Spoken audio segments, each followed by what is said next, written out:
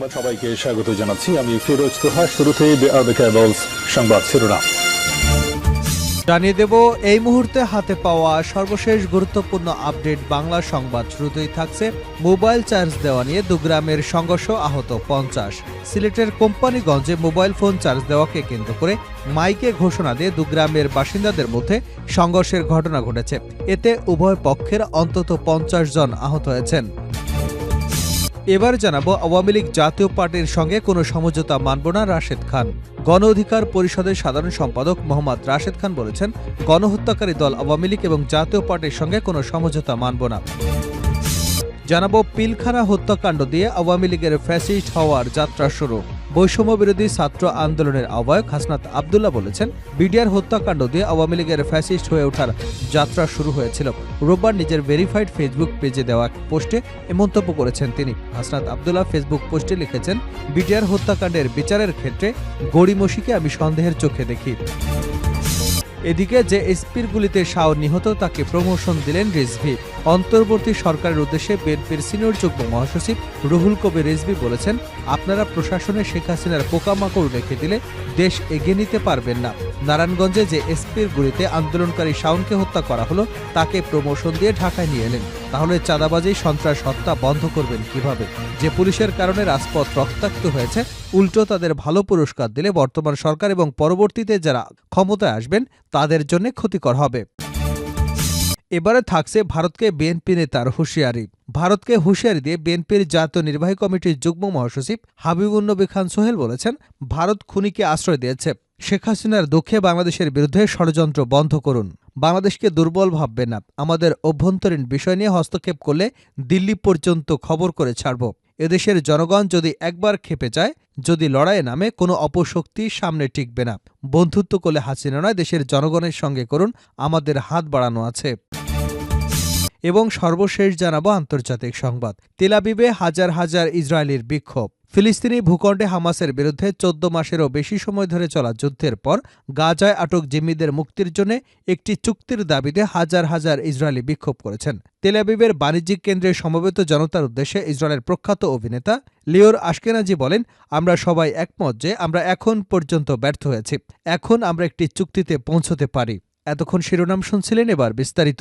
প্রিয় দর্শক, আপনি যদি এই চ্যানেলে নতুন হয়ে থাকেন, ভিডিওটি দেখতে দেখতে চ্যানেলটি সাবস্ক্রাইব করে আমাদের সঙ্গে থাকুন। আর এই ভিডিও সম্পর্কে আপনি আপনার মূল্যবান মতামতটি কমেন্ট বক্সে জানিয়ে দিন। আর হ্যাঁ প্রিয় দর্শক, জানিয়ে দিন ভিডিওটি কোথা থেকে দেখছেন। মোবাইলে চার্জ দেওয়া নিয়ে 2 গ্রামবাসীর সংঘর্ষ, আহত 50। সিলেটের কোম্পানিগঞ্জে মোবাইল ফোন চার্জ দেওয়াকে কেন্দ্র করে মাইকে ঘোষণা দিয়ে দুগ্রামের বাসিন্দাদের মধ্যে সংঘর্ষের ঘটনা ঘটেছে। এতে উভয় পক্ষের অন্তত 50 জন আহত হয়েছেন। শনিবার এবং রবিবার দফায় দফায় সংঘর্ষ হয়। সংঘর্ষে বেশ কয়েকটি দোকানপাট, বাড়িঘর, মোটরসাইকেল ভাঙচুর এবং আগুনের ঘটনা ঘটে। আহতদের উদ্ধার করে কোম্পানিগঞ্জ উপজেলা স্বাস্থ্য কমপ্লেক্সে নিয়ে যাওয়া হয়। বিষয়টি নিশ্চিত করেন কোম্পানিগঞ্জ উপজেলা স্বাস্থ্য কমপ্লেক্সের স্বাস্থ্য পরিবার পরিকল্পনা কর্মকর্তা কামরুজ্জামান। স্থানীয় পুলিশ সূত্রে জানা গেছে, সন্ধ্যায় উপজেলার বার্নি গ্রামে এক ব্যক্তির সঙ্গে মোবাইলে চার্জ দেওয়া নিয়ে কাঁঠালবাড়ি গ্রামের এক ব্যক্তির তর্কাতর্কি হয়। এ নিয়ে দুগ্রামের লোকজনদের মধ্যে শনিবার রাতে একাধিকবার পাল্টাপাল্টি ধাওয়া এবং সংঘর্ষের ঘটনা ঘটে। পরে কোম্পানিগঞ্জ থানা পুলিশ, সেনাবাহিনী, র্যাব সদস্যরা 2 গ্রামের বাসিন্দাদের সরিয়ে দিতে পরিস্থিতি নিয়ন্ত্রণে আনেন।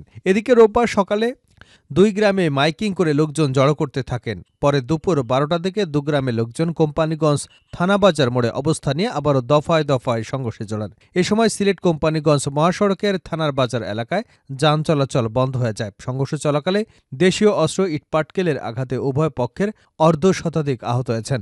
সংঘর্ষ থামাতে পুলিশ, সেনাবাহিনী, র্যাব সদস্যরা ঘটনাস্থলে উপস্থিত হয়ে উভয় পক্ষকে ছত্রভঙ্গ করে দেন। শেষ খবর পাওয়া পর্যন্ত সংঘর্ষ থামলেও পরিস্থিতি থমথমে অবস্থায় রয়েছে। যে কোনো মুহূর্তে সংঘর্ষে জড়িয়ে পড়তে পারে দুপক্ষ।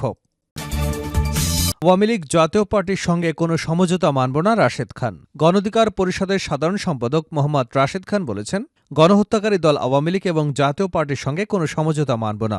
রোববার কক্সবাজারে সাংস্কৃতিক কেন্দ্রে অনুষ্ঠিত দুর্নীতি, চাঁদাবাজি, হানাহানি মুক্ত সম্প্রীতির বাংলাদেশ গঠন, রাষ্ট্র সংস্কারে করণীয় শীর্ষক মত বিনিময় সভায় তিনি কথা বলেন। গণ অধিকার পরিষদ কক্সবাজার জেলা আয়োজিত এই মত বিনিময় সভায় তিনি প্রধান অতিথি হিসেবে উপস্থিত ছিলেন। এ সময় রাশেদ খান বলেন, আমাদের স্পষ্ট কথা, শেখ হাসিনাকে ভারত থেকে ফিরিয়ে আনতে হবে। এখনও শেখ পরিবার এবং আওয়ামী লীগের হাইকমান্ডের কেউই গ্রেপ্তার হয়নি। তার মানে কি? এখানে কোনো সমঝোতা হয়েছে? আমরা গণহত্যাকারী দল আওয়ামী লীগ এবং জাতীয় পার্টির সঙ্গে কোনো সমঝোতা মানব না। আগামী নির্বাচনে তারা অংশগ্রহণ করতে পারবে না। অবশ্যই তাদের নিষিদ্ধ করতে হবে। জাপাকে ৯১তে সুযোগ দেওয়ার খেসারত আজও দিতে হচ্ছে। আওয়ামী লীগকে এবার সুযোগ দিলে সেই খেসারত আবারও ভোগ করতে হবে। এজন্য আওয়ামী লীগকে আর আমরা সুযোগ দিতে চাই না। তিনি আরও বলেন, আগামী ১ মাসের মধ্যে কক্সবাজারকে মাদকমুক্ত জেলা হিসেবে ঘোষণা করতে হবে। কক্সবাজারের মানুষ আমার কাছে অভিযোগ করেছেন, এখানের আইনশৃঙ্খলা পরিস্থিতি নিয়ন্ত্রণে নেই। ডিসি, এসপি পরিস্থিতি নিয়ন্ত্রণ করবার জন্য কঠোর পদক্ষেপ নিতে পারছে না। এখনও আওয়ামী লীগের প্রেতাত্মারা ঘুরে বেড়াচ্ছে। যারা এখানে গুম খুনের নির্দেশদাতা, তারা বুক ফুলিয়ে ঘুরে বেড়াচ্ছে। কাউকে গ্রেপ্তার করা হচ্ছে না। এছাড়া তিনি বলেন, এই কক্সবাজারে ওসি প্রদীপের তাণ্ডব আমরা দেখেছি। ২০০-এর অধিক মানুষকে সে ক্রসফায়ার দিয়ে হত্যা করেছে। কিন্তু কাদের নির্দেশে তিনি হত্যা করলেন? তাদেরকে কি বিচারের আওতায় আনা হয়েছে? পিলখানা হত্যাকাণ্ড নিয়ে আওয়ামী লীগের ফ্যাসিস্ট হবার যাত্রা শুরু। বৈষম্য বিরোধী ছাত্র আন্দোলনের আহ্বায়ক হাসনাত আবদুল্লাহ বলেছেন, বিডিআর হত্যাকাণ্ড দিয়ে আওয়ামী লীগের ফ্যাসিস্ট হয়ে ওঠার যাত্রা শুরু হয়েছিল। রোববার নিজের ভেরিফাইড ফেসবুক পেজে এক পোস্টে এ দাবি করেছেন তিনি। হাসনাত আবদুল্লাহ তার ফেসবুক পোস্টে লিখেছেন, বিডিআর হত্যাকাণ্ড বিচারের ক্ষেত্রে গড়িমসি নিয়ে সন্দেহের চোখে দেখি আমরা।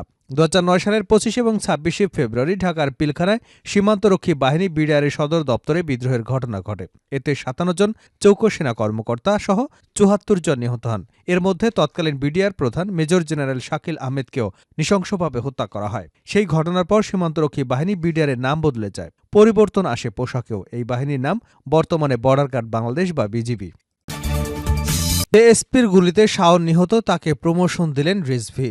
অন্তর্বর্তী সরকারের উদ্দেশ্যে বিএনপির সিনিয়র যুগ্ম মহাসচিব অ্যাডভোকেট রুহুল কবির রিজভী আহমেদ বলেছেন, আপনারা প্রশাসনে শেখ হাসিনার পোকামাকড় রেখে দিলে দেশ এগিয়ে নিতে পারবেন না।